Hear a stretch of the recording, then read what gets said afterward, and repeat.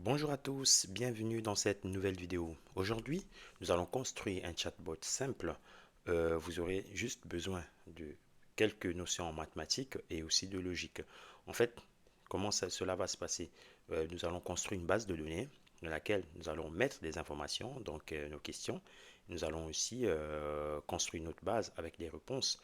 Et le but derrière, c'est de pouvoir utiliser donc les fonctionnalités ou les packages existants déjà dans Python pour pouvoir construire ce chatbot.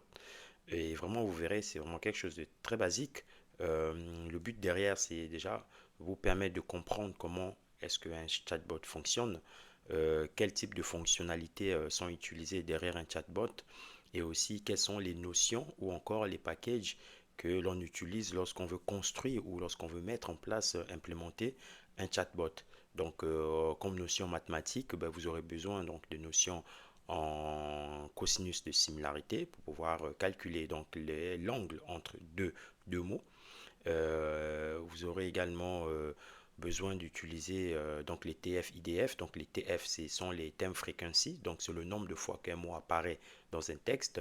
Et le IDF, c'est la partie, donc c'est inverse term frequency. Donc on va prendre ces deux notions qui vont nous permettre donc de pouvoir implémenter ce chatbot from scratch.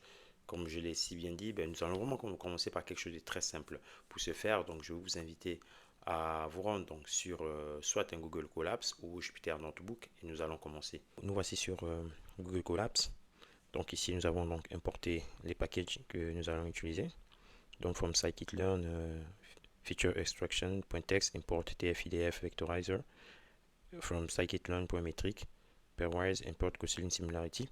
Et ici, comme je vous ai si bien dit, donc nous allons créer donc deux bases de données. La première, c'est la base de données des questions, avec nos questions qui sont ici. Bonjour, comment vas-tu, etc. Et une autre deuxième base de données, réponse, salut, je vais bien, merci, etc. Et donc là, par la suite, donc nous allons créer notre fonction chat qui va prendre donc la question de l'utilisateur en entrée et derrière va calculer le cosinus de similarité, etc. Donc pour ce faire, nous allons créer donc une fonction def chatbot qui va prendre en entrée, on a dit, c'est la question utilisateur. Et ici, donc nous allons, dans cette fonction utilisateur, nous allons, pourquoi il y a un espace, ok, donc nous allons créer donc vecteur,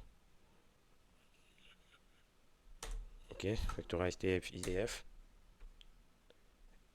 Donc ici on va initialiser, donc ici c'est, on peut l'appeler, vecteur. Donc ici on voilà fit question plus, on va rajouter la question de l'utilisateur.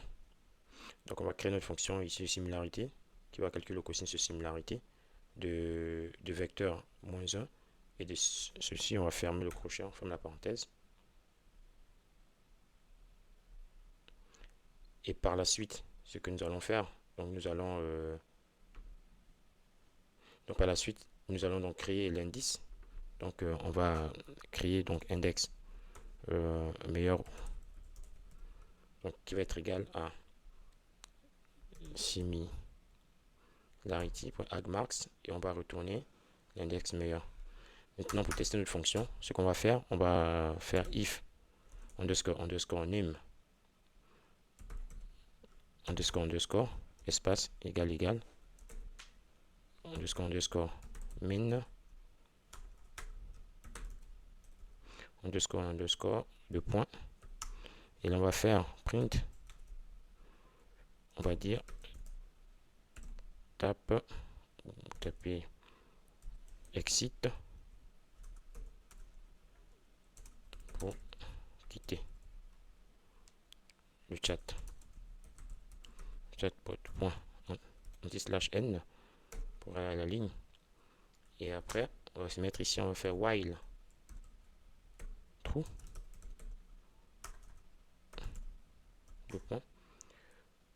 Donc là ce qu'on va faire c'est que ici on va dire user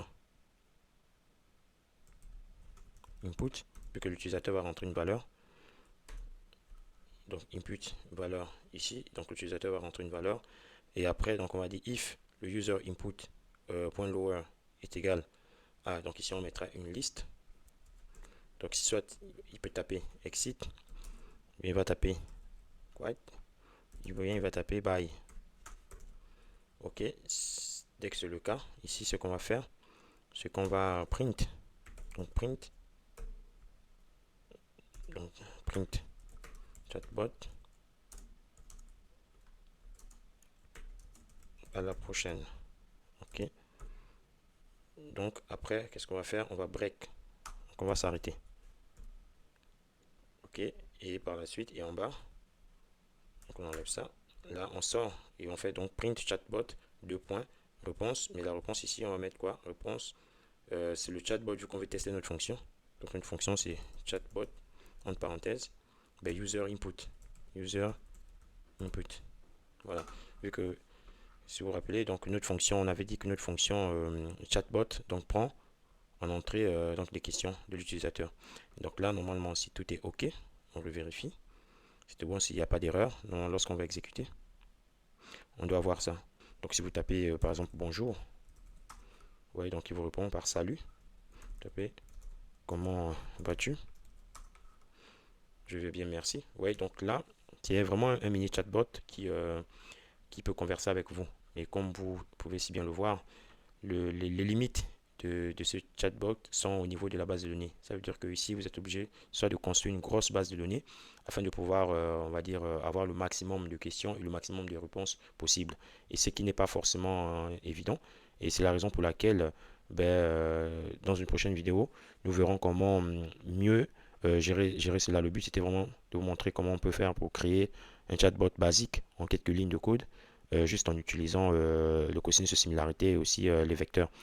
Et par la suite, nous allons utiliser, nous allons améliorer ce code en maximisant avec des questions un peu plus, avec une méthodologie qui lui permettra, qui nous évitera de construire une base de données, questions ni réponses, et en fait, il pourra facilement s'adapter aux questions qu'on pourra lui poser. Donc, pour ce faire, d'ici là, je vais partager une autre vidéo dans laquelle je vais vous expliquer tout cela. Donc, j'espère que cette vidéo vous a plu. N'hésitez pas de liker, de laisser en commentaire vos retours. Et moi, pour ma part, je vous dis à bientôt dans une prochaine vidéo.